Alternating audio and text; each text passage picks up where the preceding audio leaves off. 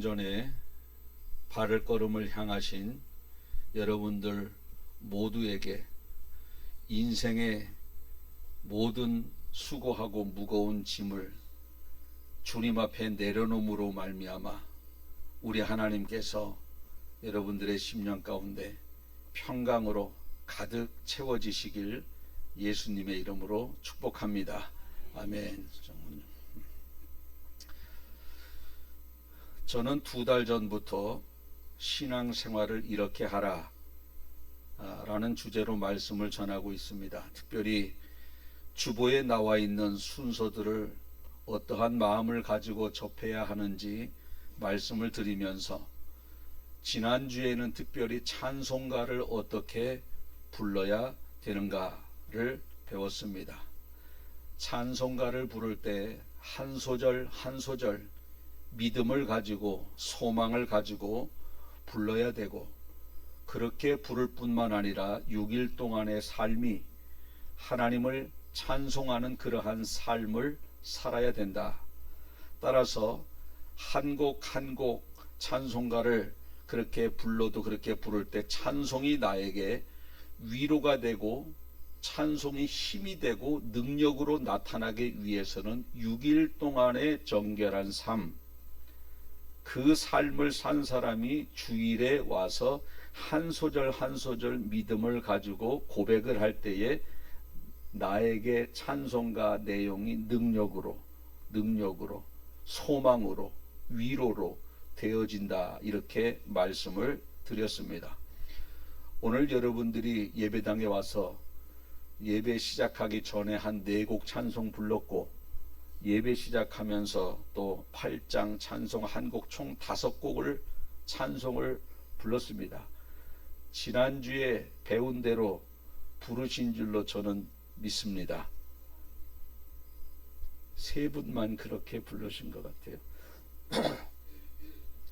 찬송 한 곡에 여러분에게 인생의 짐이 다 벗겨지고, 여러분들이 평생 고치지 못했던 세상적인 습관이 찬송가를 부를 때 떠나가는 능력 있는 찬송이 되는 것은 믿음을 가지고 6일 동안의 삶을 거룩하게 산 사람이 부를 때 그러한 능력이 나타나게 되는 것입니다. 그러한 찬송을 매주마다 매번 부르는 여러분들 되시길 축복합니다. 오늘은 성경 봉독에 대해서 말씀을 전하겠습니다. 우리 동기 목사님 중에 제 유튜브를 봤는지 양 목사님은 설교 제목이 어째 그래요. 뭔데요? 그랬더니 찬송가가 뭐냐는 거야. 그래서 찬송가 지난주 설교 제목이 찬송가, 이번 주는 설교 제목이 뭐예요? 성경 봉독. 뭐 군더더기 붙이고 싶지 않아요. 성경 봉독할 때에 제가 성경 봉독을 하면 여러분들은 어떠한 자세로 말씀을 받아야 되는가, 이것이 오늘 주제입니다. 대부분의 성도들이 찬양 시간에는 박수도 치면서 찬송하고, 어떤 분은 찬양 집회할 때 일어나서 2손을 들고 높이 눈물을 흘리면서 찬송을 하기도 합니다. 기도 시간에도 2손을 들고 주여 삼창을 외치고 간절하게 기도도 하는 것을 보는데, 그런데 성경 봉독 시간에는 정적만 흘러요. 조용합니다. 누가 2손 들고 아멘 아멘 하긴 그렇게 하면 또 성경 봉독 하는데 방해가 될 수도 있을지 모르겠지만, 성경 봉독할 때는 인도자가 성경을 읽을 때 회중들은 듣기만 하는데 그 귀로는 들리는데 마음으로는 우리가 어떻게 반응해야 되는가, 성경 봉독 시간에 그것을 오늘 말씀을 드리겠는데, 어떤 사람이 6가지 유형들이 있다고 기록을 해놓은 내용을 봤습니다. 성경 봉독할 때 성도들이 이 6가지 유형이 있대요. 첫째, 성경 봉독 시간에 딴 생각한다. 여러분이 몇 번인가 잘 생각하세요. 좋은 거 찍지 말고 1번은 성경 봉독하는데 뭐 한다고요? 딴 생각한다. 여기 속하시는 분? 뭐 있어도 들기도 그렇잖아 이거, 그죠? 있어도. 둘째, 아무런 생각이 없어요. 아마 오늘 지금 느헤미야 8장 성경 봉독했을 때 거기에서 좀 마음에 와닿는 핵심 내용 하나만 말씀해 보세요 할 때 말씀을 하시는 분도 있고 못 하시는 분도 있고 어디 읽었는지도 모르는 분도 계실 수 있습니다. 분명히. 아무런 생각 없이 듣고 또 어떤 분은 인도자 목소리를 아이고 우리 목사님 감기 걸리셨나 독감 걸렸나 보네 왜 저렇게 목소리가 저럴까 목소리만 들어요. 또 어떤 분은 성경 봉독할 때 길면 별로 안 좋아해. 아이고 여기서 여기까지? 아이고 저거 다 언제 읽나? 빨리 예배 끝나고 가서 고추 따야 되는데 저거 어떻게 하지? 어떻게 하나? 하면서 길면 별로 안 좋아해.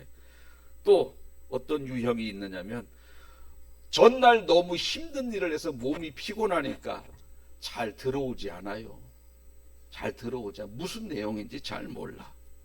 이런 분들이고 여섯 번째는 한 절 한 절 인도자가 읽을 때 그 내용이 어떤 내용인가 이렇게 들으면서 주님 나에게도 저 사람에게 일어났던 기적이 임하는 역사가 있게 하옵소서. 이러한 믿음을 가지고 듣는 사람도 있다라는 겁니다.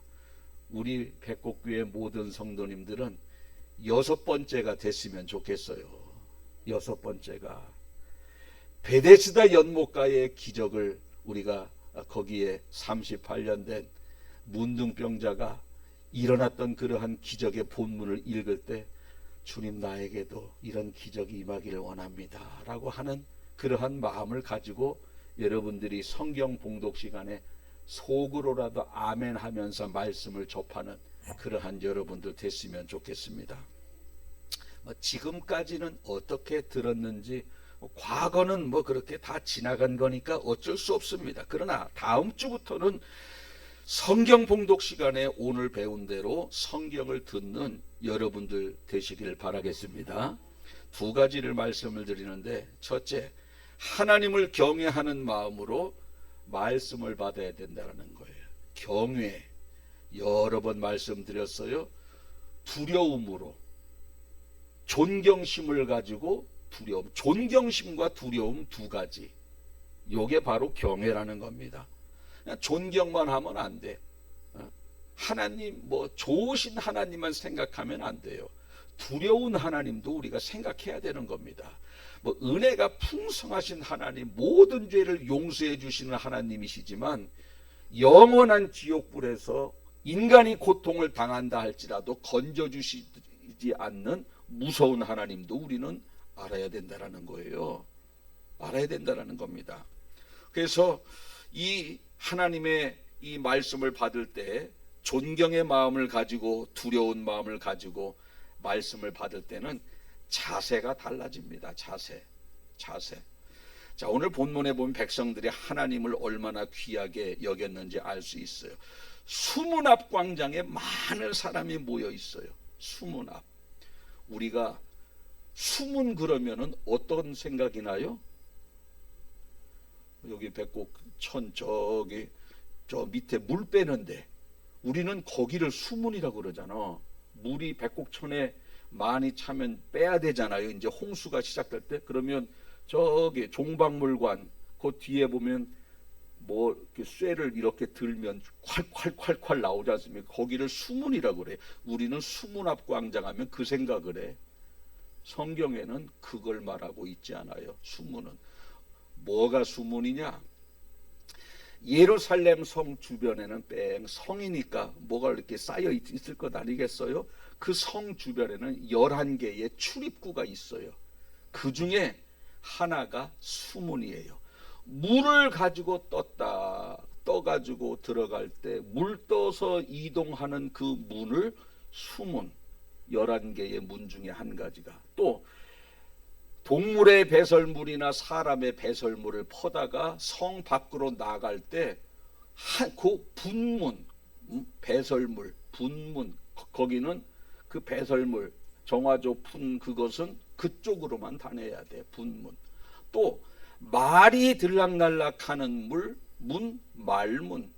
또 양치기들이 양을 쭉 치고 저녁에 올 때 이렇게 한 문을 통해서 들어와야 되는데 고기는 양문. 또 베드로가 고기를 잡았어요. 고기를 잡은 것을 가지고 들어갔다 나갔다 하는 곳은 어문. 그러니까 양문은 뭐가 들락날락하는 문? 양이. 뭡니까 이거? 그 베데스다 연못의 기적이 양문 곁에 베데스다 연못이 있었다 그러지 않습니까? 그게 그 양문이 그거예요. 동문, 예루살렘 성의 동쪽을 향해 있는 동문인데 거기에는 제사장들만 왔다 갔다 하는 거고 다시 오실 메시아가 그쪽 문을 향해서 들어온다. 그래서 동문, 동쪽. 왜 그렇게 문을 다 구별해놨느냐? 그냥 여기저기서 뭐 정화조를 퍼도 어문으로 갈 수 있고 양문으로 갈 수 있고 분문으로 갈 수 있는 거지 왜 꼭 배설물은 정화조냐? 동문으로도 갈 수 있고 그렇지만 이 동쪽을 거룩하게 구별하기 위해서 그렇게 여러 개의 문을 만들어 놓은 겁니다. 다시 오실 메시아가 어떻게 어문, 물고기가 들락날락하고 배설물이 들락날락하는 곳으로 들어올 수 있는가? 그럴 수 없다. 예루살렘 땅은 거룩한 곳이기에 그 더러운 것은 그쪽으로만, 신령한 것은 동쪽으로만. 그래서 문이 몇 개라고요? 11개. 11개 중에 물을 떠가지고 들락날락하는, 먹을 물을 떠가지고 들락날락하는 곳을 무슨 문이라고 한다고요? 수문. 오늘 수문 앞에 모인 거예요. 저 백곡천 물 빼는 수문이 아니라 요게 지금 말씀드린 게 수문이에요. 근데 거기에 수문 앞 광장에 다 모였는데 그들이 학사 에스라, 율법교사 에스라에게 율법책 좀 가져오세요 라고 부탁을 해요. 회종들이 부탁을 하니 에스라가 율법책을 가지고 왔는데 그리고 율법책을 읽기 시작하는데 에스라가 율법책을 피는 순간 백성들이 다 일어난 거예요. 다 일어났어요. 느헤미야 8장 5절 보니까 에스라가 모든 백성 위에 서서 그들의 목전에서 책을 펴니 책을 펼 때에 모든 백성이 일어서니라. 자, 에스라가 이제 성경을 율법책이 성경이지 뭐 이렇게 돼 있지 않겠지. 옛날에는 두루말 둘둘둘둘 말아가지고 우리 TV에 보면 유대인 성인식 할 때 뭐 이만한 두루마리 하나 가지고 유대인 복장 해가지고 전달하는 그런 전달식 텔레비에서 보셨나 모르겠어요. 그게 창세기 1장 가지고 오는 거예요. 그게 그때 이제 책을 착 필 때 다 일어났대. 왜 일어났겠어요? 경외하는 마음으로 다 일어납니다. 우리 옛날에 국기에 대한 경례가 있었어요. 아침 한번, 저녁에도 학교 끝나고 집에 가다 보면 6시가 되면 애국가가 울려. 그러면 국기 쪽을 향해서 일하고 가만히 있어야 돼. 그리고 다 앉은 자리에서 일어섰습니다. 왜? 국기에 대한 경외심. 이런 것처럼 다 일어났다. 율법책을 낭독하는 순간에 그 자리에서 다 일어났다는 겁니다. 요즘으로 말하면 성경 봉독 시간에 다 일어난 거예요. 제가 어느 교회 영상을 보니까 성경 봉독할 때 회중들이 일어나더라고. 그것도 괜찮긴 해요. 성경 봉독 시간에만 일어나. 요 말씀에 기초해서 그렇게 되는 거죠. 아, 우리가 하나님의 말씀을 받습니다 하면서 다 일어난다는 거죠. 사실 우리 교회는 일어나지 않고 앉아서 듣지만 우리가 조심해야 될 게 그게 있어요. 꼭 일어나야 그 마음으로 하나님을 경외하는 마음이 드는가? 앉아서도 그게 마음이 들면 되지. 틀려요, 맞아요. 말은 맞는데 앉아 있으면 경외심이 덜 생겨. 일어서면 경외심이 더 생기는 건 맞아요. 맞습니다. 그래서 그 기회가 잘하는 겁니다. 일어서는 거예요. 이것은 하나님의 말씀을 존중하고 존중한다. 경외심을 하는 그러한 표현인데, 더 중요한 것이 뭐냐면 성경을 읽었는데 몇 시간을 읽었냐면 3절을 보니까 새벽부터 정오까지 6시간 이상 읽은 거. 6시간 이상 새벽부터 성경 봉독만 6시간. 설교는 그래도 좀 예화도 있고 우스갯소리도 가끔씩 하고 재미가 그래도 조금 있지 않습니까? 그죠? 그런데 뭐만 6시간? 성경 봉독만 6시간. 6시간. 여러분들 성경 봉독 6시간 하면 그 교회 다녀요? 안 다녀요? 여기 내가 그 교회 다닐 사람 없어? 자, 한번 볼까요? 제가 성경 봉독을 하는데 어디 한번 느헤미야 8장 4절만 제가 읽어볼게요. 그때 학사 에스라가 특별히 지은 강단에 서서 그 곁에 오른쪽에 선 선지자는 마띠디아와 스마와 아나야와 우리야와 힐기야와 마세아요, 그 왼쪽에 선자는 부다야와 미사엘과 말기야와 하숨과 하스바다나와 스가랴와 무슬람이요. 요거를 몇 시간 했다고? 6시간. 한번 9시부터 3시까지 한번 해볼까? 몇 사람 여기 남나? 아이, 다음 주부터는 내가 이 교회 안 나온다.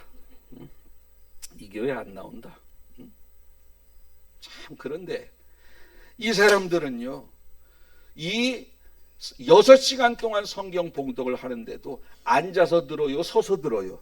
서서 들으면서도 얼마나 그 긴 시간에도 불평 원망 소리가 하나도 없고, 어떻게 하느냐, 손을 들고 아멘 아멘 하고 몸을 굽혀서 얼굴을 땅에 대면서 같이 또 말씀에 그 은혜를 받았다는 겁니다. 느헤미야 8장 6절을 보니까 손을 들고 아멘 아멘 하고 몸을 굽혀 얼굴을 땅에 대고 여호와께 경배하고, 9절 보니까 백성들이 율법의 말씀을 듣고 다 울고 있어요. 자, 지루해하지 않았다는 겁니다. 눈물로 회개하고 하나님을 경배하고 그랬다는 거예요. 이런 자세로 말씀을 들으니 죄를 회개하고 새로운 삶을 결단하고 그러한 모습들이 나타난 겁니다. 나타난 거예요. 여러분, 하나님을 경외하는 마음을 가지고 믿음을 가지고 말씀을 받을 때 나타나는 축복이라 그 말입니다. 뭐냐? 변화라는 거예요. 변화. 우리가 인생 살다 보면 미운 사람이 있잖아요. 그건 내가 용서하려 그러면 안 돼. 주님이 용서할 수 있는 마음을 주시면 저절로 돼요. 저절로 되면 쉽거든요. 근데 저절로 안 되는데 내가 하려고 하면 잘 안 돼. 그럴 때 주님을 생각하는 거예요. 주님은 자기를 위해서 십자가에서 못 박은 사람 용서하고 조롱한 사람 용서하고 다 용서했는데, 내가 1만 달란트 탕감받은 이러한 죄인인데 100데나리온 나한테 빚진 자를 용서 못해? 자꾸 그런 말씀을 생각하면 주님이 여기서 찔림을 자꾸 주면 저절로 되는 거야. 저절로. 그래서 이 속에 뭐 지금 미움과 분노만 이야기했지만 근심, 걱정, 염려, 뭐 세상의 모든 짐을요, 항상 성경으로 돌아가서 그 상황 속에서 그 환경에 처해 있는 사람들이 어떻게 하나님 앞에 믿음으로 고백했는지 그 본문을 생각하면요, 치유가 저절로 일어나는 거예요. 이해되십니까? 그래서 우리가 그런저런 인생의 모든 문제의 해답을 누구에게 찾아야 되느냐? 혼자 이불 속에서 있으면 그런 거 찾을 수가 없어요. 어디로 가야 되느냐? 하나님의 말씀으로 돌아가면 순식간에 돼버린다는 거예요. 순식간에. 아멘. 그래서 우리가 7번 70번 용서도 하고 원수도 사랑이 가능한 겁니다. 말씀으로 돌아가니까 이 사람들이 하나님을 경외하는 마음을 가지고 6시간 동안 그렇게 하나님의 아멘으로 화답하고 송축하고 눈물을 흘리니 변화가 일어나지 않겠습니까? 여러분, 하나님의 말씀을 믿음으로 받으면 나타나는 건 변하고 회복이라는 거예요. 뭔 얘기 했는지도 모르니까 변화가 없고 회복이 안 돼. 하나님의 말씀을 들어도, 성경 봉독만 들어도 이렇게 사람들이 변화가 나타나고 그러는데, 그러니까 여러분들이 성경 봉독할 때 아멘 아멘 받는 겁니다. 받는 거예요. 그럴 때 하나님의 말씀은 살아있다라는 거예요. 활력이 있다라는 겁니다. 좌우로 날선 어떠한 예리한 것보다 아주 잘 들어서 우리의 심령, 골수, 죄, 우리의 악한 성품을 다 도려낸다라는 거예요. 뭐가? 하나님의 말씀이 그렇다는 겁니다. 그 말씀을 받는 거예요. 경외하는 마음을 가지고. 성경 봉독 시간에 여러분의 평생 고치지 못했던 그러한 악한 습관이 완전히 고쳐지는 능력으로 나타나는 시간, 성경 봉독 시간. 아멘. 얼마든지 능력으로 나타날 수 있다라는 겁니다. 지금까지는 지나간 거니까 다음 주부터 성경 봉독 시간에는 여러분들이 집중해서 들으시고 아멘으로 여러분들이 말씀을 받는 여러분들이 됐으면 좋겠습니다. 한 그리스도인이 북한에서 탈북을 했어요. 탈북자인데 그리스도인에 몇 사람이 탈북을 했는데 그 사람이 탈북하면서 가져온 것이 하나 있는데 성경 한 장 찢어진 거. 그거를요, 성경 몇 장? 한 장. 한 권이 아니라 한 장. 그 찢어진 한 장을 가지고 이 사람 저서 같이 탈북하면서 돌려가면서 그걸 읽고 힘을 냈다라는 겁니다. 읽고. 여러분, 여러 한 대여섯 사람 있으면요, 나 그냥 갈래, 나 무서워, 나 걸리면 죽으니까 갈래, 나는 더 못 가, 이런 사람이 있었겠어요, 없었겠어요? 당연히 있지. 대여섯 사람이 있으면 한두 사람은 나고자가 있는데 그 사람들이 힘들고 어려울 때마다 성경 한 장 찢어진 거를 돌려가 보면서 힘을 내서 결국은 탈북에 성공했다는 것 아니겠어요? 한 권이 아니라 한 장. 그 사람이 탈북해서 한국에로 딱 건너왔는데 두 가지 때문에 눈물을 흘렸다는 거예요. 첫째, 성경책 한 권을 선물로 받았어요. 한 권을. 야, 북한에서는 한 권이 있으면 이거 뭐 아우지 탄광에 끌려가는 거거든. 걸리면 사형입니다. 이게 그러니까 걸리지 않으려고 한 장이라도 찢어서 가슴 속에 그 성경을 보이지 않는 신발창 같은 데 보관을 하고 그러는데, 남한에 내려오니 성경을 한 권을 그냥 떳떳하게 볼 수 있다라는 거야. 성경 한 권을 품에 안고 펑펑 울었다는 겁니다. 너무너무 감사해서.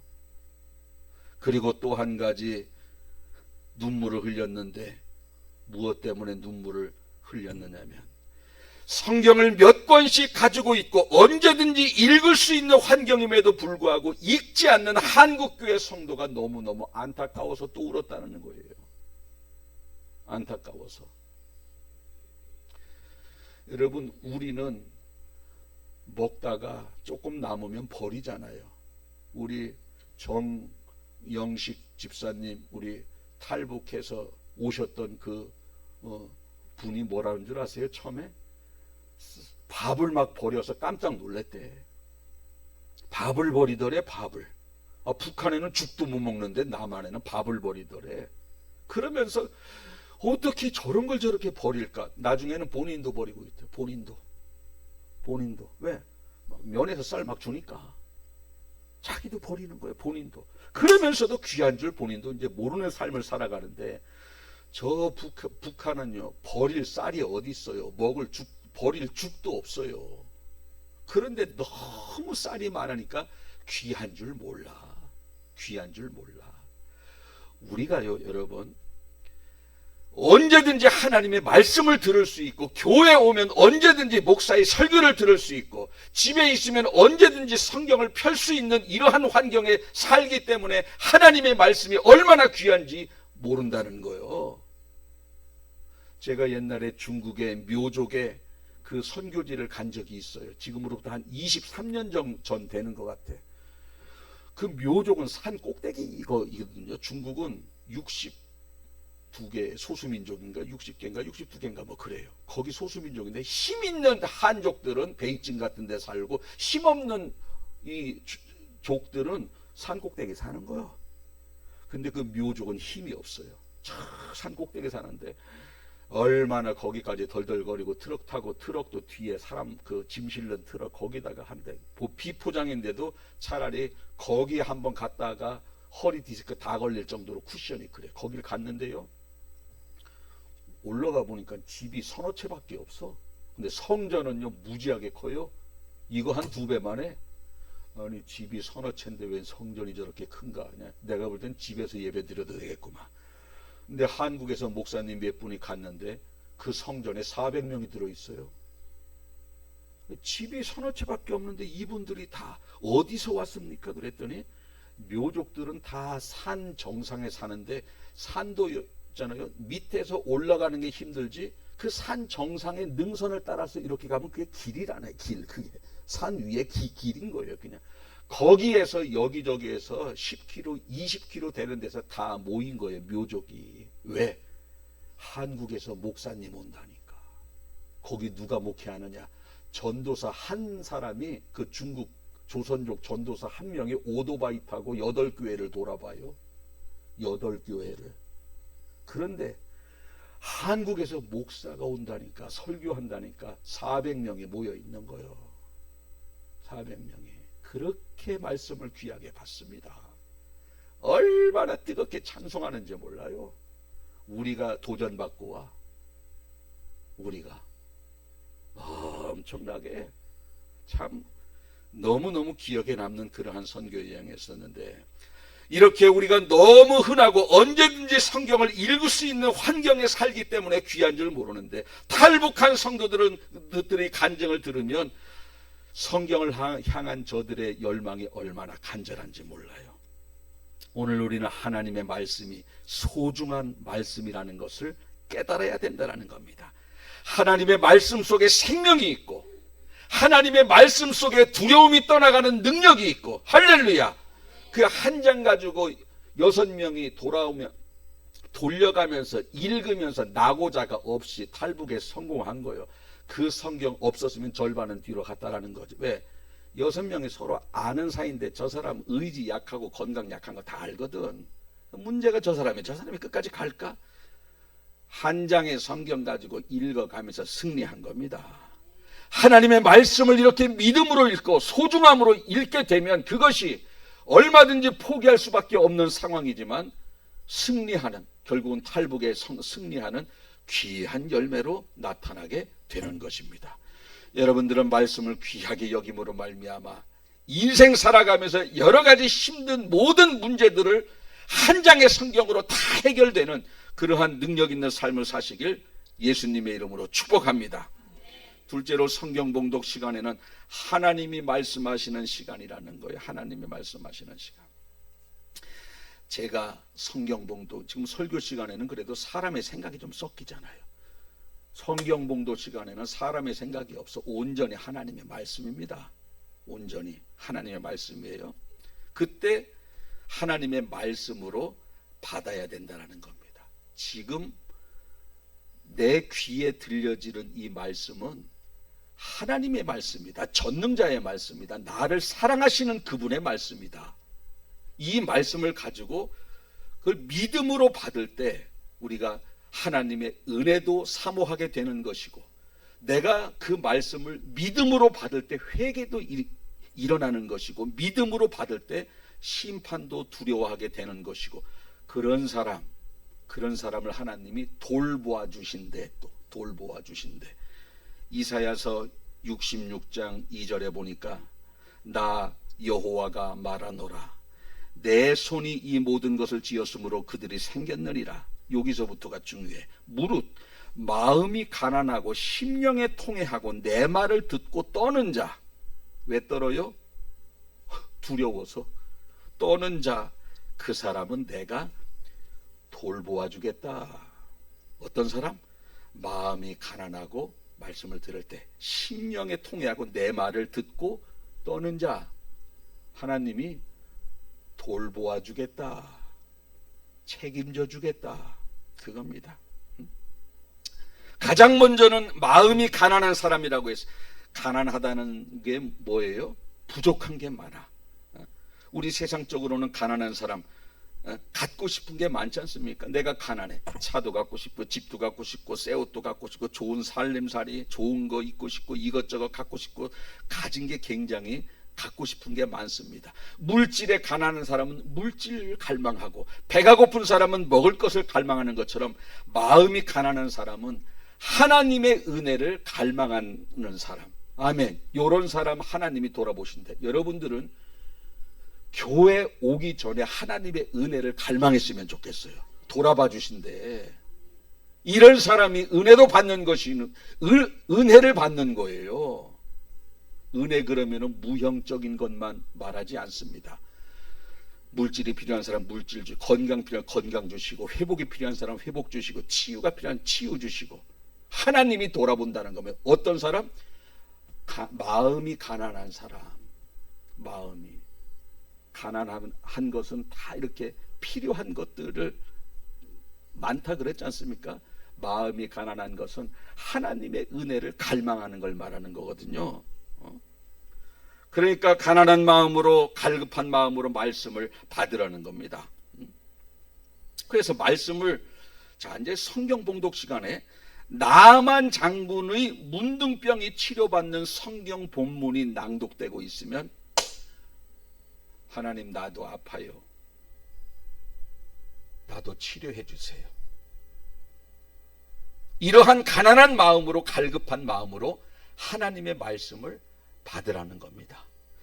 여러분, 성경은 옛날 사람들의 이야기를 할까요? 아니면 그 하나님이 오늘 나의 하나님이 될 수 있다, 후자일까요? 후자라는 거요. 옛날 이야기 하면 뭐합니까? 그 하나님은 나의 하나님이고, 그때의 하나님은 지금도 동일하게 역사하시는 하나님이라는 것이거든요. 옛날 얘기하는 게 아니에요. 그대로 받으라는 겁니다. 또 홍해가 갈라지는 기적이 나타나는 성경 본문이 낭독되고 있으면, 하나님 내 인생도 앞을 건널 수 없는 바다요 뒤에는 애굽 군사가 쫓아오는 이러한 인생입니다. 홍해가 갈라진 것처럼 내 인생의 앞길도 열려지게 해주세요. 이러한 가난한 마음으로, 갈급한 마음으로 하나님의 말씀을 성경 봉독 시간에 받으라는 거예요. 홍해 갈라진 것, 그래요, 홍해 옛날에 갈라졌지. 그게 아니라는 겁니다. 내 인생의 홍해도 갈라지게 해달라고 갈급한 마음으로 말씀을 받으라는 겁니다. 성경 봉독 시간에 오병이어의 기적이 나타난 성경 본문이 낭독되어지고 있다면, 하나님 내 인생도 가진 것이 물고기 2마리와 떡 5개 작은 것밖에 없습니다. 내 인생에도 풍성하게 먹고도 남는 오병이어의 기적이 나타나기를 원합니다. 이러한 마음으로 말씀을 받으라는 겁니다. 할렐루야! 이렇게 말씀을 받는 거예요. 말씀을. 스데반이 돌에 맞아 죽으면서 자기를 향해 돌 던지는 사람을 용서하는 성경 본문이 낭독되고 있다면, 하나님 나도 저 마음 주세요.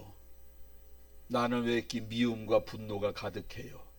저렇게 돌을 던지는 사람도 용서하는데 나는 왜 작은 것 하나 용서하지 못해? 나도 저 마음 주세요. 이러한 마음을 가지고 성경 봉독 시간에 말씀을 받으라는 겁니다. 우리의 심령이 가난해야 돼. 영적인 것을 갈급해야 되는 겁니다. 그럴 때 복이 임한다는 겁니다. 우리 마태복음 8복에 나오는 첫 번째 귀절이 뭡니까? 심령이 가난한 자는 복이 있나니 천국이 저희 것이래. 이 마음에 영적인 것을 갈망하는 사람은요, 죽어서만 천국이 아니라 이 땅에서도 천국과 같은 삶을 산다는 거예요. 저는 다른 거 다 잊어버려도 요거 기억했으면 좋겠어. 여러분, 여기서도 좀 천국과 같은 삶을 살고 싶죠? 그렇지 않습니까? 어떻게 하면 되느냐? 심령이 가난하면 된대. 하나님의 은혜, 가난한 사람, 갖고 싶은 게 많은 사람, 특별히 심령이 가난한 사람, 영적인 것을 갖고 싶어 하는, 하나님의 말씀을 갖고 싶어 하는 이 간절한 마음을 가지고 말씀을 들으면 그 말씀이 내 마음속에 능력으로 나타나기 때문에 심령이 가난한 자는 천국이 되는 겁니다. 천국. 그래서 항상 허벌레 하고 다니는 거예요.